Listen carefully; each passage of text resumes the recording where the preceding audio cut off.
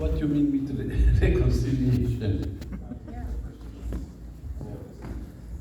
Practically, so far, it's very good. It's, we don't have too many complaints, and just keep up the same part of what they need, and bring it toward to the closer to us, and any questions that that will make we cannot too much work on it, because almost everything was done until now. Thank you, Leslie. What steps will you take towards reconciliation? You may go ahead, sir. Thank you. To start off on a personal note, I'm walking that path daily. What I can do individually, and that's through education, that's through reading, that's through listening, and it's a very personal thing, and I hope each of us are taking those steps. In addition, as an elected official, the community to community committee forum that we have is exceptional, and it's used as an example across the province of best practices. I would like to continue with our council to council meetings. They're very productive. In town, I've been a part of Foltz Park coming to fruition. We now proudly fly the Sta'elis flag at Waterfront. And overall, I think moving forward, that we continue to listen. Be humble, be okay with maybe not always being right, and just listen to Sta'elis. We live on their lands. We need to move forward and support them moving forward. So I also have ideas of how to support Indigenous tourism locally, and would like to take that conversation further with Sta'elis peoples. Thank you. Thank you, Samantha. What steps will you take towards reconciliation? You may go ahead, Leo. Yeah, thank you. Back in 2012, the village of Harrison Hot Springs, with the district of Kent and 6 First Nations, got together and created the community forum, which has become a great success, and it has been brought forward at the provincial level and with other municipalities. How can we create what you created with Kent and Harrison and the 6 Nations? Because it's a great way to get to know your neighbours. As we all know, that the village of Harrison Hot Springs is on the traditional territory of Sta'elis. As my colleague to the left just mentioned, we created the Quartz Park where the pump station is, and also raised the new flagpole with the Sta'elis flag with a special ceremony at the plaza. We're also looking at a possible crosswalk or some sort of carving that could be, whichever it may be, for reconciliation, that could be somewhere along the beach. That's we're in consultation with the Sta'elis First Nation to get a meeting together so that both their council and our council can discuss which is the best thing for them. What they would like to see is a continuation of relationships with the First Nations. At the Fraser Valley Regional District, where I sit as a director, there's a First Nations Relations Committee that was created just to bring people together. And it's very important in this day that the local First Nations are recognized in all our communities. Thank you. Thank you, Leo. What steps will you take towards reconciliation? You may go ahead, John. Thank you. Having been on the community to community with First Nations in my past terms, I have worked directly with now sitting Chief Leon and former Chief Willie Charlie from Stehalis. We have become close, not great friends, but we have become close and a good working relationship. I have seen them at various events and functions, and we have chatted, and it's a good thing. I think being open and honest, just going forward, I have been made to feel very welcome at their gatherings and meetings, and we will be able to carry on a good working relationship by just going back and forth and treating them as friends, not adversaries, and I think that's what needs to happen going forward for reconciliation. And I am willing to do that because they're great people. Thank you. Thank you, John. What steps will you take towards reconciliation? You may go ahead. LATIMOT, which is a community-to-community group, which is, I think, a very valuable group. It entitles all of our neighbors. We have numerous indigenous group neighbors. I've actually had the opportunity in the last year to actually have the opportunity to engage with the senior administration team for Seabird Island. Seabird Island team opened up with a number of issues that they're having to experience with the reconciliation. And a simple example is previously, if they wanted to cut a tree down, they had to call up and get the province to make a decision. Now they can basically clear cut. The power that's been given to them is overwhelming. They have so much to learn, and they want to learn from us. And I think as a community, we can give so much so that we can actually all work together. There are a lot of things that we're tied together, again, through the diking system, just the beauty of our surrounding mountains. There's so much that we have in common, and from my experience, there's a great, I believe, need for all the communities to work together, indigenous or not. Thank you, Ed. What steps will you take towards reconciliation? You may go ahead. Thank you. As most of you know, this is a little bit of an item that is close to my heart. Tomorrow, I will walk with Stehalis to support them and honor them in their walk for truth and reconciliation. But reconciliation is more than just a word. Reconciliation also requires us to act.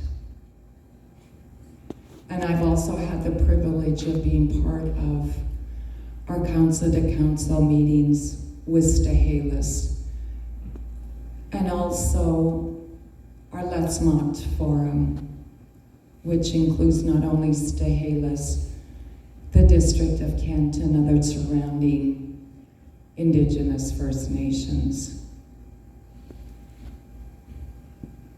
One way that I see a step towards reconciliation is the newly formed Public Art Committee.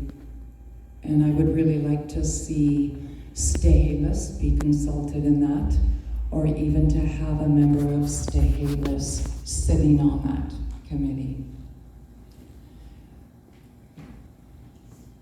This is Stehalis traditional territory, and we need to walk with them, we need to talk with them, and we need to paddle with them. And we do it together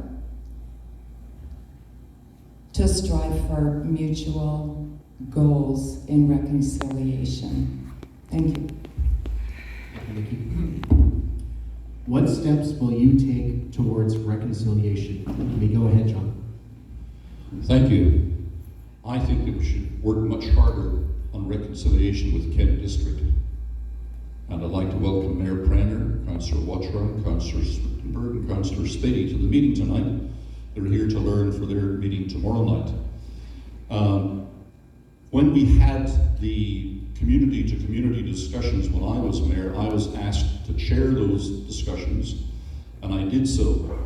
And as a result, they honored me with an award of a native name, Amalgamemel, and some regalia. But at that time, we were not just talking about our reconciliation with Chehalis. We were talking to all of our neighbours, and Seabird, Port Douglas, and Chiam have all been active in this area over hundreds or perhaps thousands of years. And in my mind, if we're going to talk about reconciliation, we need to stop focusing on one of those communities, and we need to be more inclusive. I noticed that Kent District, instead of doing the recognition of territory to one band, recognizes the Stolo, and I think that is a better way that we should proceed. I have friends in those communities, personal relationships, and I think that we need to expand what we're doing and talk to all of them. The hot spring ditch, which comes across from Mariah's Slough and leads down and joins the Miami River, was maintained by the Seabird people, and they kept a canoe on this side of the draw to get to and from the hot springs and the berry picking areas. The Port Douglas people, when they came down the lake to avoid the Harrison River, camped out in this area and made their way to the Fraser, to the Cham and the other areas. So historically, we were lucky in that when white contact happened here. Thank you, John. Thank you. For the next question, we'll start from Samantha. What are your plans to strengthen and grow your relationships with local community groups? You may go ahead. Thank you. My plans are to engage. There's a lot that can be undertaken by sitting, chatting, meeting, and involving. Our local groups on the committees, commissions, as council liaisons, take back to council what we're hearing and try to make action plans from there. Thank you. Thank you, Samantha. What are your plans to strengthen and grow your relationships with local community groups? You may go ahead, Leo. Yeah. Thank you. As I mentioned at my little spiel earlier on, is to, if elected, to look at seniors' resources. When I was first elected as mayor, we used to have at least 40 residents who were involved in committees. There was a very vibrant Miami River Committee, Beach and Parks, where people got involved in the community. And it helped a lot. It helped the council of the day at that time. But as things change, different councils had different ideas. But I think that's one way to get the people together. I mean, we do have a very vibrant social club here, which I am glad to say, with myself and 4 other residents, about 14 years ago, we got together at the village hall as a councillor, and we discussed how we could get a social club going. And we had some 40 or 50 people come to the first meeting with various ideas on how to communicate with people. At the moment, they meet, they have coffee, they play cards, there used to be darts, there used to be ping pong tables here for if they wanted to. They used to have line dancing.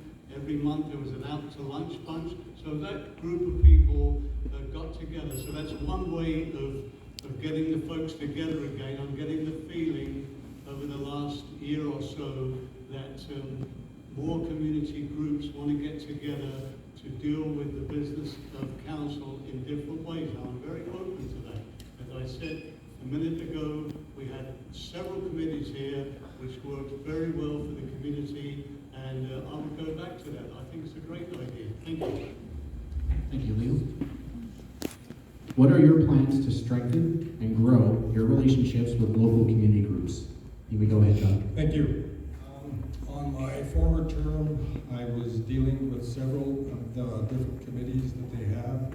I chatted with them, I listened. Going forwards, my plan is to renew that friendship, meet new persons involved, and bring all their concerns back to council. We can have informal meetings and definitely get together with them because they all have different needs that needs to be addressed. My goal would also be to make them feel like council is very approachable and that we listen. And after all, we're a village, and let's remember that because we are in council to work with the people. We want the committees, stream keepers, the social club, everything. It makes us a viable, sustainable community. And I really believe that we can work together, and let's do it. Thank you. Thank you, John. What are your plans to strengthen and grow your relationships with local community groups? Let me go ahead. I'm a strong believer in as many community groups as that we can get. And essential would be Economic Development Committee, Arts and Cultural Committee. I'd like to see an Environmental Committee, and a History and Heritage Advisory Committee. That's just to name a few right now. I think it's really important that, again, that the meetings are low-profile events where people can just come, openly talk. There's no minutes being taken, there's no recordings, there's nothing that's going to council. There's no mayor there, there's no council there, unless, of course, if they're wanting them to be there for some guidance. Maybe we need to get somebody to actually help give some guidance in some of the different committees. We look now at the Advisory Planning Committee. It's been in place I think in the last 3 years. I recognize that there's been COVID, but I think that there's been maybe 2 meetings, 3 meetings. It's an absolute shame that we have not sent more stuff to the Advisory Planning Committee so that we can get some more community input. Thank you, Ed. What are your plans to strengthen and grow your relationships with local community groups? Let me go ahead, Vicki. Thank you. When I heard this question, I'm constantly reminded of something that happened here in our village about 6 years ago. And I'm still amazed at the way this community came together for one purpose and one goal. And that was to stop an aggregate mining operation that was located just outside of the village. To this day, I'm humbled at what this community managed to accomplish. And I'm here to thank each and every one of you for your participation.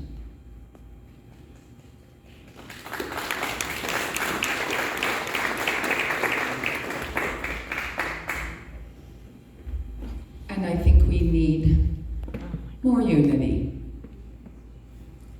as we move towards common interests and goals. One of the committees I sit on is the Agassiz Harrison Healthy Communities, and it's a wonderful committee that provides outreach and events, and I do my best to make sure that that is explained and sent out to our community. I believe as other councillors here and candidates have met, that council support through liaisons is one thing, but our community groups also need funding. Thank you, Vicki. Thank you. What are your plans to strengthen and grow your relationships with local community groups? You may go ahead, John. My position is that community groups are almost as important as council because those are the people who really make things happen in the village of Harrison Hot Springs. So having started most of these groups and still being a member of them, I think my support for them is fairly obvious. The one that I would do something about immediately is the Advisory Planning Commission. It was supposed to be set up to provide a broader reach into the community for opinion on land use matters, but the way the bylaw has been rewritten, nobody in the public is allowed to talk to the Advisory Planning Commission. You can't go to their meetings, you can't talk to them, you can't write them a letter. And I think that's absolutely ridiculous. So that needs to be revamped as quickly as possible. What I've done over the years is I've identified a need in the community or a group of people with a common interest. I've brought them together. I've suggested that we should form a group, a club, an association, and we've done that. And I stay with them for the first 2 or 3 years to get them up and running, and then I move on to the next project for forming a community group. This has been very successful. But we also have some formal committees and groups that are created by the mayor, such as the Parks and Trails Committee. And our official community plan says that we are supposed to have a master plan for the parks and trails in Harrison. We do not have a master plan. In 10 years, we've done nothing about it. And the Parks and Trails Committee that we did have. If you can return back to that topic. Sorry? If you can return back to the topic. Oh, well, I was just using as an example of a community group that we need to have.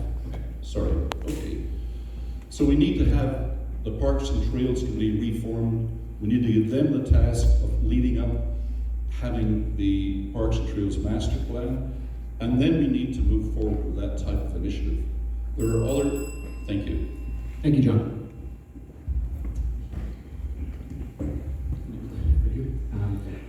Yes, this community these groups were not heard by the council and by the mayor. And in 20 years, I saw lots of grief by these people who were participating in these groups.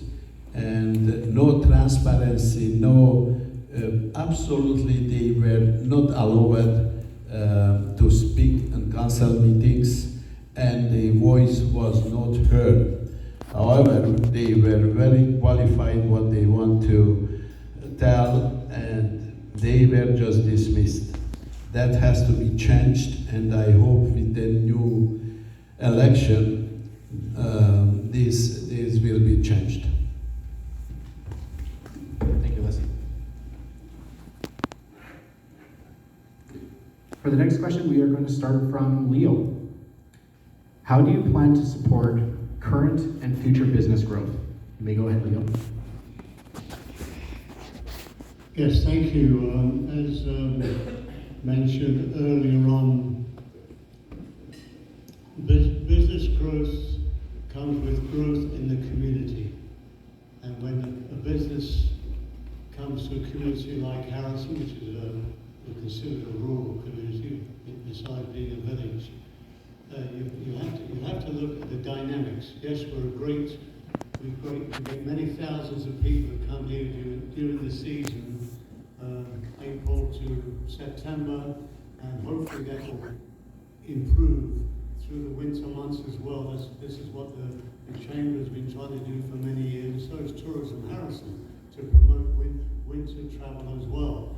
So for a business to open here, they have to be economically viable. Is this going to work for me? We have great successful businesses at the moment in Harrison who have done extremely well through through part of the pandemic, after the pandemic, and these last 2 years has proved to be quite a busy time for them. So some businesses say we don't want no more businesses to come into the community. We have enough of this or enough of that. But I think having competition is a good thing for your business. It makes you work that bit harder, it may make you improve things. We're very fortunate in the village, so we have a good selection of certain, from coffee shops to restaurants to the pub, for people to enjoy whatever they wish. It's a combination of really working with the chamber. What is viable? What do you have here? What can I build here? What have you got built that I can open up another restaurant, a coffee shop, a gift shop, whatever the case may be, a microbrewery. Thank you, Leo. Thank you. do you plan to support current and future business growth? Let me go ahead, John. Thank you. Having sat on the tourism board when I was on council, we try to bring in all the tourists and have all of the functions that they have, breakfast with Santa, you know, the lights on the lake, bands on the beach in the fall, everything like that. We continue to bring them in. I think it would be a mistake, and this is to sell the green space besides our village office. I find it very hard when you attract people and they have nowhere to park. And we do not want to end up like Cultus Lake, where everybody turns around and goes back out because they can't find a place to be. With the paid parking already, we're finding that some people are not happy. When I was on council, it was about 50-50 in votes. Going forward, we need to manage it by talking with the businesses, and as Leo had said, to listen to tourism and to listen to the chamber. Because if we don't all collectively get together and talk, everything will not be kosher. Thank you. Thank you, John. How do you plan to support current and future business growth? Let me go ahead. Firstly, I think it's important to speak with all of the different business owners.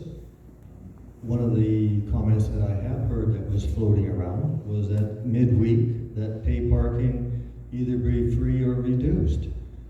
Many times you'll go down here, down to the waterfront there on Monday, Tuesday, Wednesday, Thursday, Friday, especially if it's not a sunny day. There's hardly a person down there. They'd love to have more cars down there. Maybe we should reduce the rate, entice more cars down there. We opened up a synthetic ice rink. I see we just have a job posting out there now for a civic employee to run the concession stand there.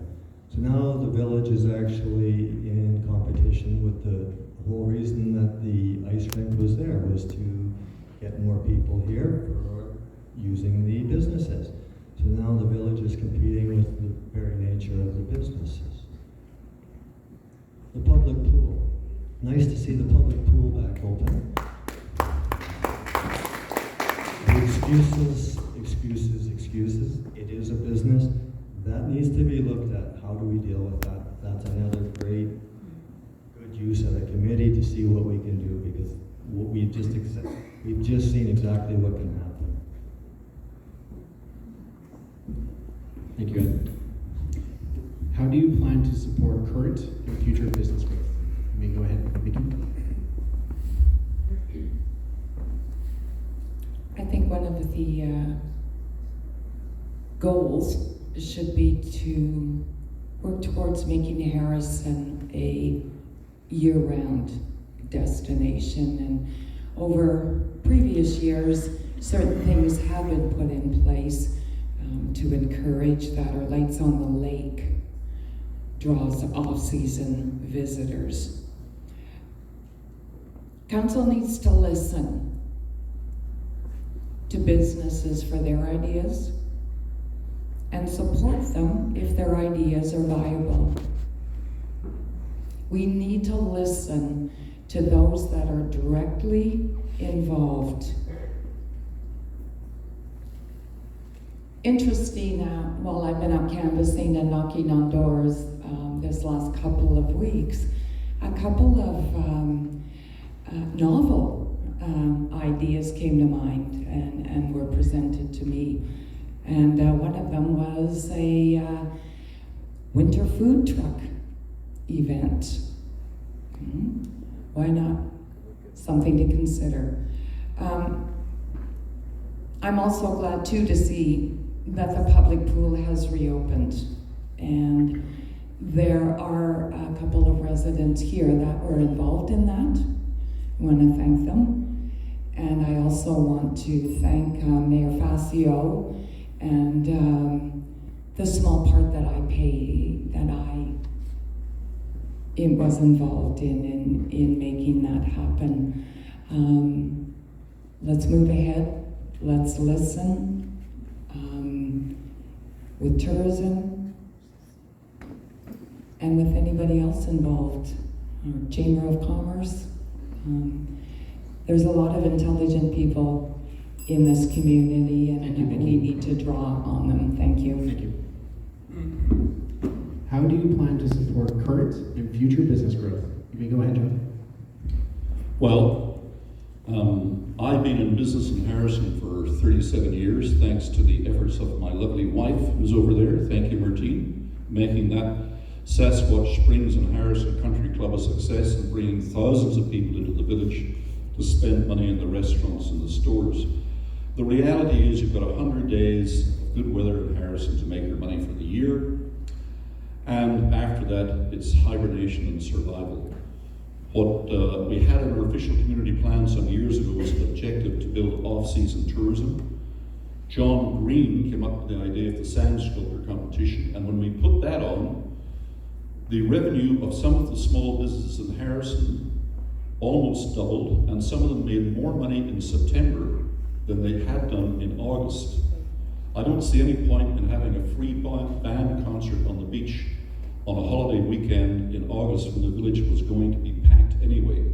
We need to focus our efforts on the spring and the fall, and if we're going to build business in Harrison, we're effectively have become a regional park now in the summer, with thousands of people coming in and using our beach as a regional park, but we don't get paid for doing that.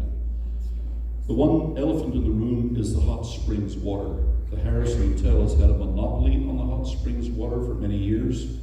When I was mayor, I persuaded my council to file an intervention on their water license to try and open up that water so that more businesses along the front street could have even one little hot tub of hot springs water, that we could capitalize on our natural resources. I think there's still an opportunity to do something of that nature, and if Harrison's businesses are going to be healthy and grow, we really have to focus on the spring, the fall, and perhaps the winter, where there is room for growth. There is no room for growth in July and August. Thank you. Thank you, John. How do you plan to support current and future business growth? You may go ahead, Leslie. Yes, the future business, most of the businesses in Harrison, they are restaurants. They have to work hard and 100 days if the weather permitting, and they have to move, do the income. The problem, because we have lots of red tapes and bylaws and signage, people doesn't see, oh, that is open, that is closed, that is how you can prohibiting so much the sandwich signs or other signs.